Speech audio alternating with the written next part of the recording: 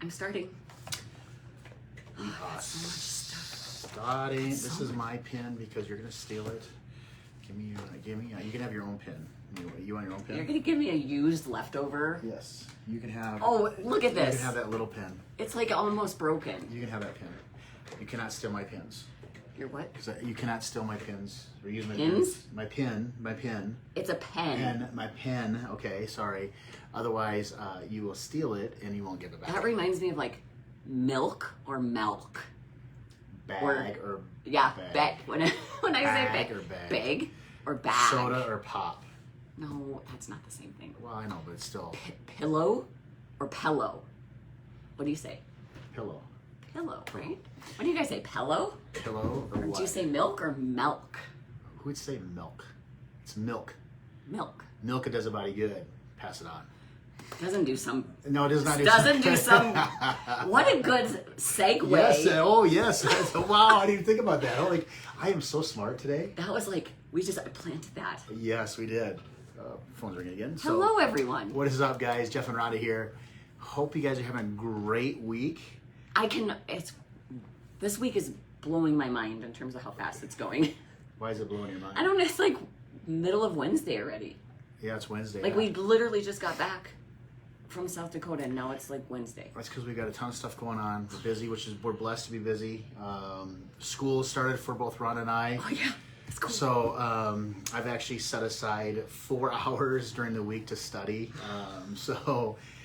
We started last week, which has been a little overwhelming with everything going on, but we're getting through it, guys. We're gonna do well with it. We've talked about this before, about starting something new is always scary and overwhelming because it's out of your comfort zone or you're not familiar with it. I'll tell you what, when I got our curriculum last Monday, I about fell on the floor. Yeah. Just because I'm like, how am I going to do all of this with everything else I have going on? And that was before we even logged in and like saw the technology of how everything is set up. And like there's so documents and links and ebooks and podcasts and so many resources for us. Ton of content. There's a ton of content. So anyways, what we're referring to is we are working on our functional nutrition and medicine practitioner's certificate. So it is a 10-month course. Intensive.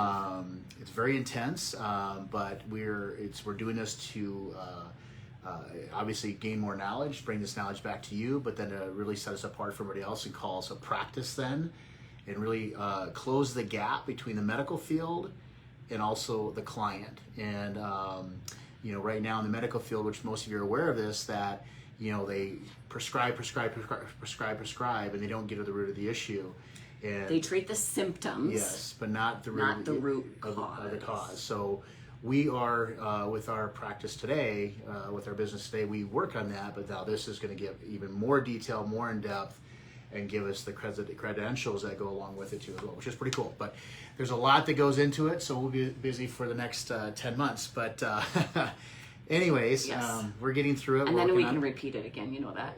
Oh, you can do it all over again with the next class. Oh yeah, for free. Oh, you can. Yeah. I think going through it once will be good for me. You So might need twice. I might not pass it the first time. So no, I'll do great with it. So we're both gonna be great. Yeah. But guys, hope you guys have a great week. Let's get into it today. We are going to talk about gut health a little bit today. Digestion. Tried your gut health, but what's going on in there, guys? What is going on with that midsection of yours? And again, guys, just so if you're not aware of this, but everything starts in your gut. You've got to take care of your gut. So the things that we're going to do, we're going to give you 10 tips today that will help to improve your digestion. Digestion. And a lot of these you probably already know, but we're just going to wrap it up for you in a nice little package. So number 1, did you realize that actually doing some exercise helps digestion? Duh. Sometimes people, might not realize that, but it actually helps with the muscles throughout your digestive tract, because the muscles are what keep things moving, right? Helps break down the foods and things, and it helps keep things moving all the way through the process. In your stomach, there are muscles that actually tear and break and tear down the food that actually goes through enters your mouth, goes through your esophagus into your stomach. Yes. So very, very, very, very important. So Number two, go ahead. don't overeat. Who in there? Raise your hand if you've ever overeaten. So- I'm raising 2 hands. Do not belly up to the buffet. Eat to satisfy. Don't eat to overindulge. And that's actually a So- skill, is learning how to eat and understanding that satiety level and not going overboard. So don't overeat, because the obvious can happen, right? You put too much food in there, especially macronutrients like fat, like you would get in, say, a fast food type meal or a supersize type meal, right? Tons of fat, unhealthy fat, of course. which is not good for you. Yes. But it's very taxing on your digestive tract. And just so, if you're not aware of this, I was going to say, side note. I think you're going where I'm going. Yeah, so fast food, ultra processed food, guys, takes up to 2 days to process through your digestive tract. 2 days that you can have that crap sitting in there, man, and it's nothing but bad nutrients. And a lot of that has to do with the fats, because fats are slowest to digest for our bodies to actually break down. So put in that perspective real quick, though, it actually takes on average 16 to 40 hours for food to actually go through your digestive tract. And obviously each macro breaks down differently. Protein, carbs, and fat all break down differently. But anyways, just a side note for you. So don't overeat. Don't overeat. So number 3. Take time for gratitude. Isn't that interesting? Pause and reflect, guys. Be thankful for what you have. But the reason for that is your brain, believe it or not, is actually connected to your gut. And so starting that process actually activates different secretions and saliva and stuff like that to start the digestive process. Mm-hmm. Isn't that interesting? So be grateful for what you have starting up here in your mind, because your brain does impact your digestion. So, and your digestion impacts the brain. Your brain. Absolutely. So yes. Number 4. We just talked about this already, kind of. Reduce and eliminate processed foods. And again, also on top of that, ultra processed foods too as well. Yeah. So the boxed goods, the fast food, everything like that is what you want to reduce, okay? Yep. 5. Chew your food. Chew your food. Come on now. So the bigger clumps you swallow, the harder it is for your digestion to take place. And for me, you know, it's, and I'm bad. Well, I'm getting better with this. This because probably goes along with don't eat too fast. Don't eat too fast. Yes, that's correct. Which I do. I eat food very fast, because before I retired from competing, or before I quit competing, I guess not retired, but before I quit competing, I ate almost like 7,500 calories a day, 9 meals. So for me, it was just energy source, food, right? So I was eating constantly throughout the entire day. So I had to eat, you know, my food is fast. I didn't care. I just ate. It was just energy sources it was fuel for my body. So I'm getting better with it, but I still do eat food very fast. But if you slow down, that can actually tie back to that satiety level and being able to recognize when you're actually getting full, right? Not just that, but when you're chewing your food, there's actually enzymes released in your saliva that helps break down your nutrients too as well. So your macronutrients. So chew your food. 6, eat more fiber. Yes. Fiber, we know, is good for us. But you have to introduce it slowly if you're not used to eating fiber, because too much too fast can be uncomfortable.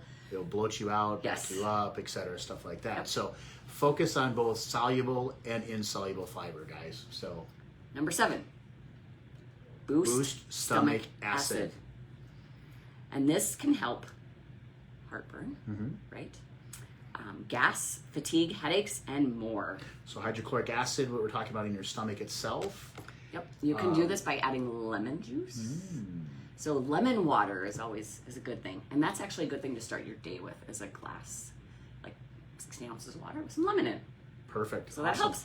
Number 8. Drink water. Wow. Drink just water. Right in very there. simple, very simple. Drink water, guys. But not necessarily during the meal. Yes. Because you don't want to dilute the stomach acids. Exactly. Drink fluids throughout the day.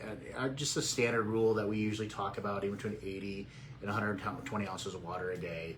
Keep it simple. Don't drink more one day and less the next. Just be consistent with your water intake. Yep. That's the big thing. So number 9, add in probiotics. Or I'm also going to add on to that too as well. Add in additional enzymes as well. Oh, was that the last one? Oh, okay, so I didn't You didn't even look at the list. You didn't even know what we're talking I about. haven't even looked at all of it yet. So yes. But that's how good we are. Yeah, so yes, we're awesome. So add a probiotic. I know a lot of people are talking about a pre-probiotic. So I want to explain the difference between the two. So probiotic is actually live bacteria, good bacteria that is that helps with your gut health. But pre-probiotics, just think of that as fertilizer. So it fertilizes the bacteria within your Prebiotic. Prebiotic does. Prebiotic. Prebiotic and probiotic. There you go. So sorry. Getting them jumbled there.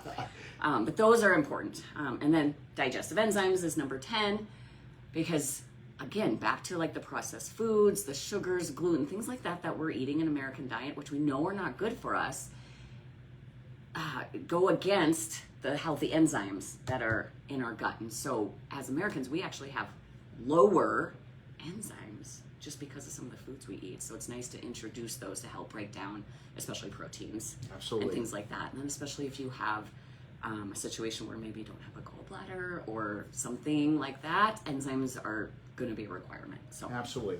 So guys, those are 10 things that you can do to help improve your digestion. If you want to take it a step further, to close out, we invite you to join our challenge. The link is around here somewhere. We're doing a 28-day challenge that's going to help clean up your diet a little bit, kickstart you, focus on some good, healthy habits. And behaviors.